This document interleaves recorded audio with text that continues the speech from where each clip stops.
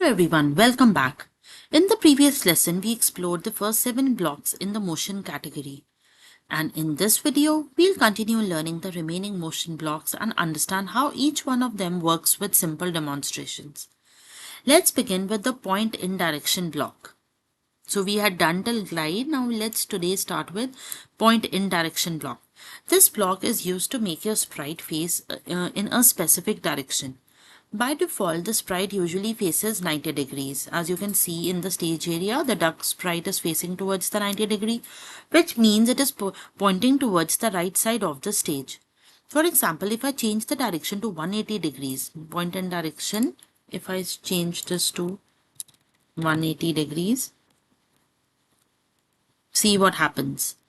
If I change the direction to 180 degrees and click the block, you will notice that the sprite immediately turns the face in that direction. If I change it back to 90 degrees, now let me change it back to 90.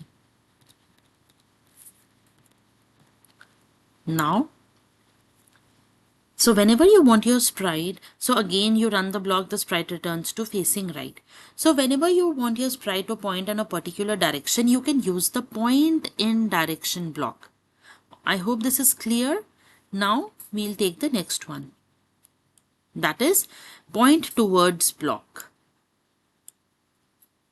Instead of entering a fixed direction, this block makes the sprite automatically face another object. So by default, it is set to mouse pointer, which means the sprite will always turn towards wherever the mouse cursor is located. So to demonstrate this, we will again use under events when green flag clicked, and under control we can use forever block.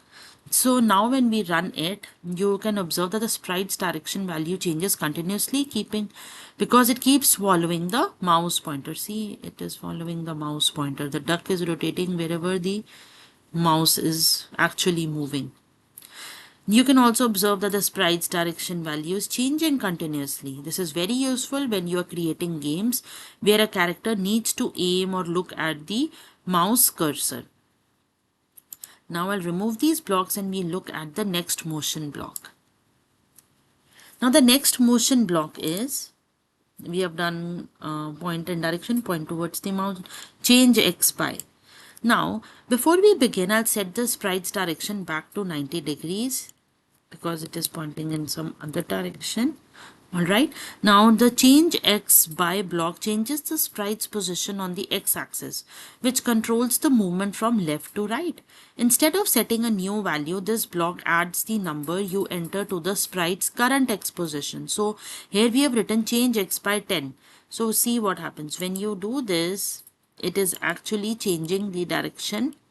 So when I run the block, now the value is changing. So if I run change